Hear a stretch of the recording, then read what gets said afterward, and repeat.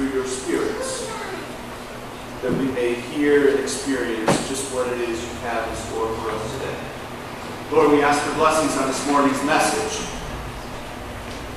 We pray that through the message itself, that we find where you are leading us, what you are calling us to do, how you are building our faith one step at a time.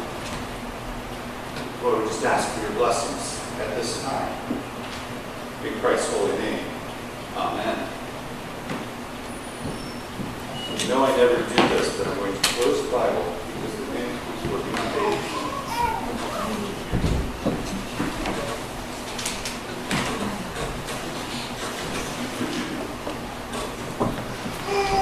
Sit right back and you hear a tale. A tale of fateful trip. It started on this crocodile aboard this tiny ship. Okay, I'm wearing a life vest. What else do you think I was going to start with? Seriously, though, I do want to tell you a tale of a not quite so fateful trip, but a story shared by a young man when he was 9 years old. And he was out fishing with his dad. It was a day, kind of like today, where it's just absolutely beautiful. And so they went out fishing off the coast, went out a few miles, and after a while, Dad caught this huge fish. And so Dad and son are battling this fish. They're working on it, pulling it in. They spend over an hour trying to land this huge fish. But what happens is that they are so engrossed in the constant battle with this fish that they forget to notice what's happening around them. They're not worried about running into anything. They're way out in the sea. But what they failed to notice was a storm rolling in. Before they know it, just as they're landing the ship, they take it to get the fish, landing the fish. They're getting ready to unhook and it takes out, and they take a deep breath. And they look up and realize that their ship, their boat, is more like this. The skies are no longer sunny with white, fluffy clouds, but rather overcast, gray. The wind is picking up, the waves are picking up. And so they quickly pack everything up and start heading back because they have several miles to get back into shore. And before they get back, the waves are tossing 8, 10, 12 feet. Huge waves on this little boat. Young man shared a story. My dad told me to grab my life vest, put it on, and hold on tight. He said, I never held on to anything so tight in my life. That life vest I knew was going to be the only thing that was going to keep me afloat, keep me alive, that was going to save my life. Because I was sure, besides how good my dad was as a boat captain, pilot, whatever you want to call him, I knew that boat was going over.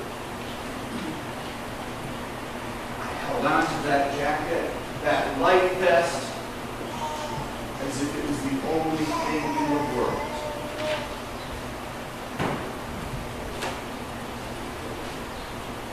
He is glad to say that he was able to bring that boat, Dad was able to get that boat back into the harbor safely. It was many years before he went back out the boat again. But he never went out without his life vest.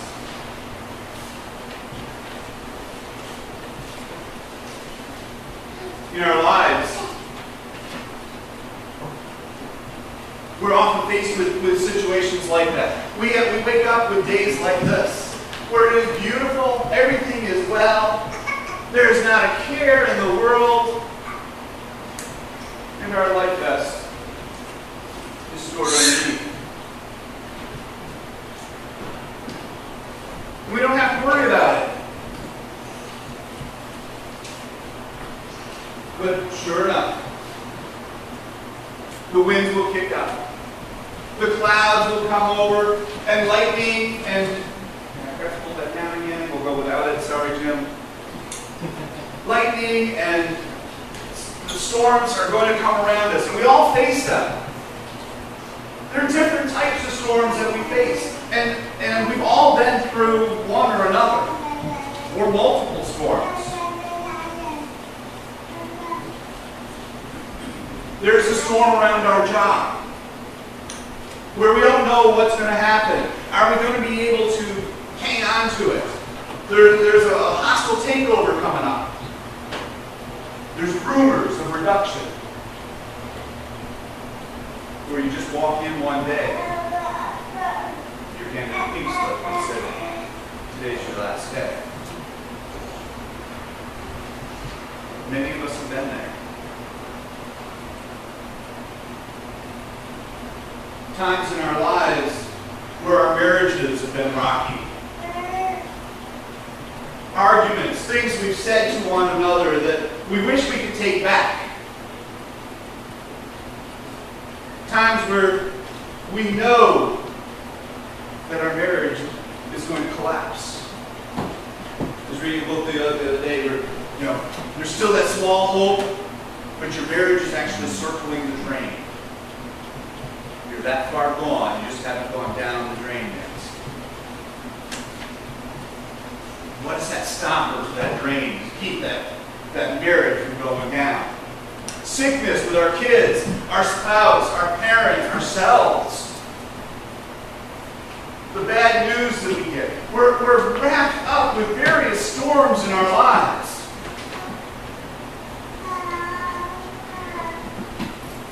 And at some point, we reach for that life vest. And we cling to it.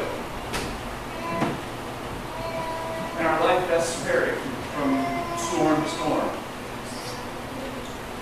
Sometimes we're hanging on to the paycheck. Just hanging on to the last cent that we have to make ends meet. Other times it's a friend to get us through.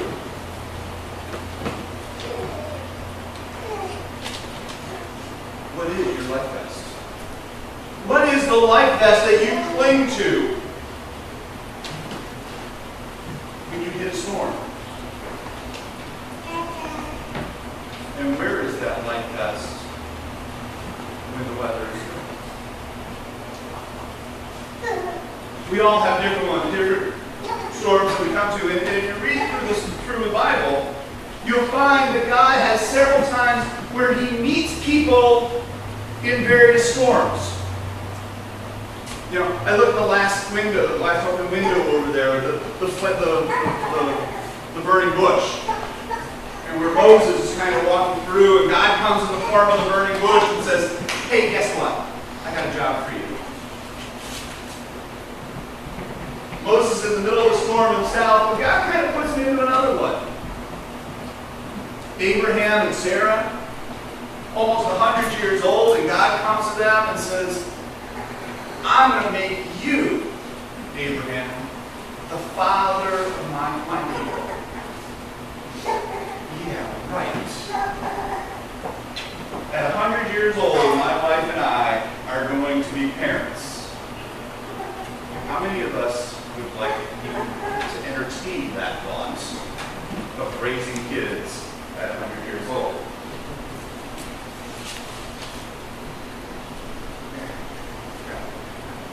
But there's one story that I really like.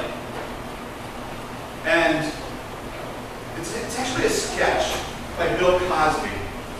Where Bill Cosby comes out and he talks about Noah. Talk about throwing somebody literally and figuratively into a storm. And so, Bill Cosby, what I like about the sketch is it's probably the more realistic version of what happened that the Bible doesn't tell us. And so, Noah is there working in his wood shop, and he's sawing the log, and all of a sudden he hears, Noah! Who's there? Who said that? It's me, Noah, the Lord. Yeah, right. Who is it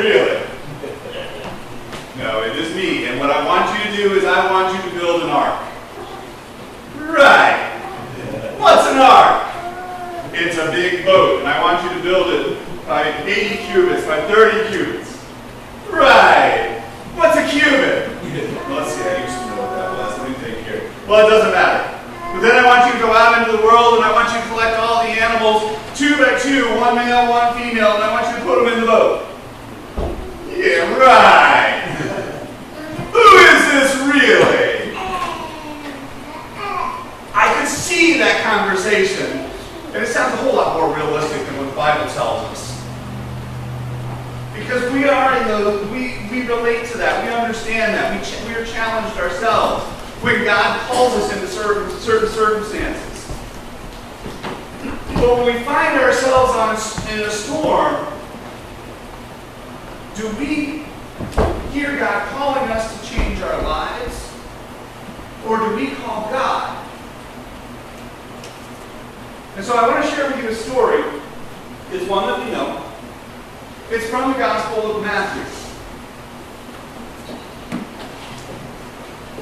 Matthew and Mark actually share the same story, kind of, but with some variations.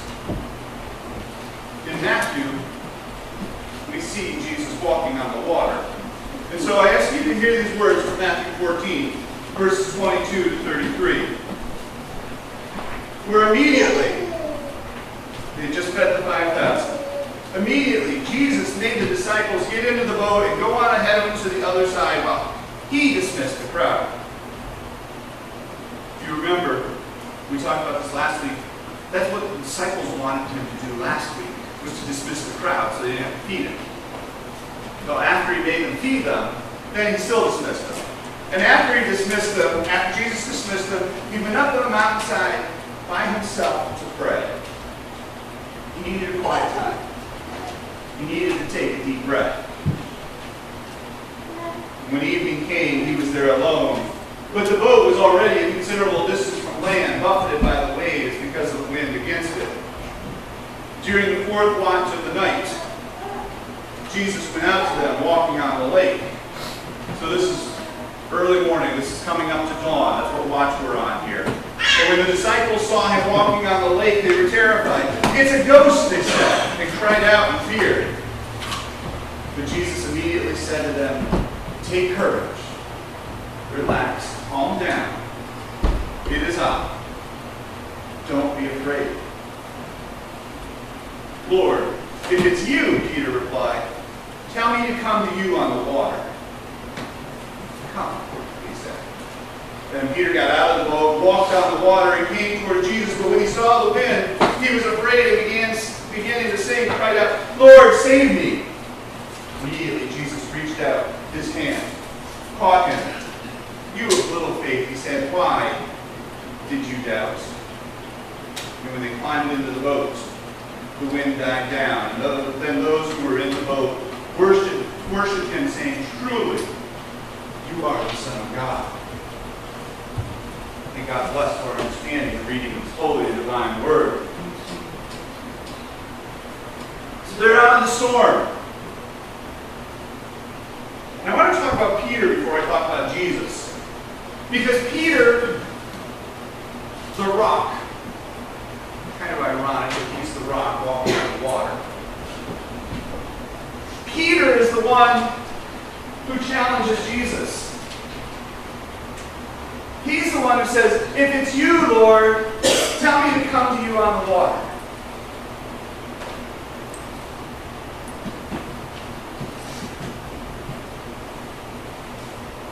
How many times do we walk that line? Where we stand on the edge of the boat. "Really, if you're there, Lord, I want you to do this for me." Or we put that negotiation up there. "Lord, get me through this, and I will be at every church service for the rest of the year. I promise." Okay, it's Christmas, but you know. We put those conditions out there. "Lord, if it's you, tell me to come." And so he does. As Christ always does. Come. And so he takes a step off, and he starts walking across the water. And then reality kicks in. What on earth am I doing? I am standing outside of the boat, in a storm, there's lightning, there's wind, there's waves, what am I doing? And what does he start to do? He starts to sink. Now, I've always pictured, up until this week, I always pictured Jesus kind of reaching out, taking him by the hand, and Peter just kind of floating back to the top of the surface. Because Jesus is gentle. That's the image we have. When in reality, he probably went, come here, and grabbed him by the scruff of the neck and said, what's the problem? Where is your faith?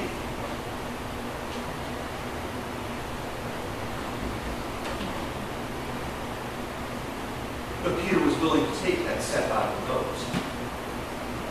It wasn't until he got in trouble that he knew he had a life vest to wrap around him. And he uses it. Jesus, save me. Jesus grabs him and yanks him out of the trouble he's in, giving him peace, allowing him to get back into the boat, into the comfort of what he knows. But he now has a life vest that he knows is always there. He asked for it. He received it. And that's what Jesus is telling us in this story, this tale of the storm. We may not be out in the boat itself, but Jesus is always there, waiting for us to say, if it's you, Lord, tell me to come. And he will say just that. Come.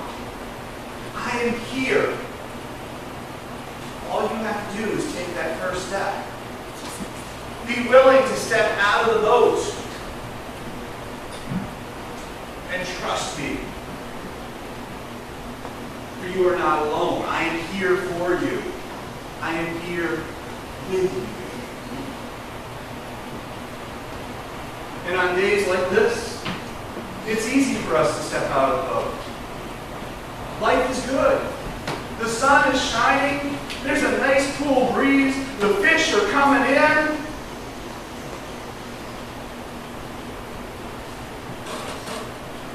It's easy to put our faith in the Lord. But then it gets rough. And we start to sink. It gets harder. And we get a little deeper. And it isn't until we actually call out and say, Lord, save me, that our life vest in Jesus Christ wraps itself around us and allows us to come back to the surface, giving us that peace, that calm. My friends, the Lord is there for you. He is your life vest. Whether you believe it or not, He is your life vest. Whatever storm you are going into, you are coming out of, you don't even foresee.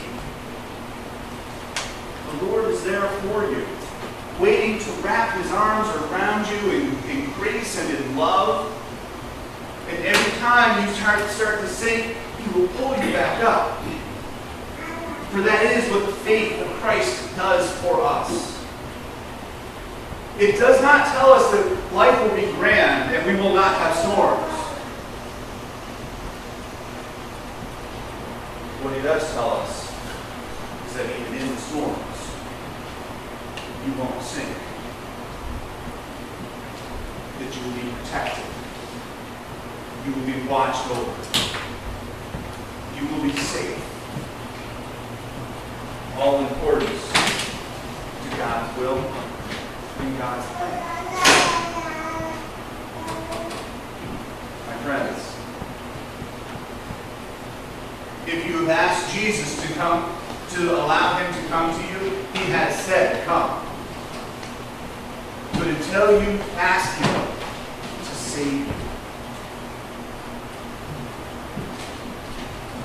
He is still reaching out His hand. If you've not asked Christ to save you from the evils of this world, to save you from the penalty of death.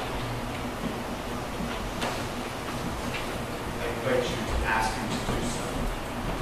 Allow him to take your hand, the scruff of your neck, whatever it is you're in, pull you up, wrap his arms around you, allow him to love you, save you. That is why God sent him to be with us.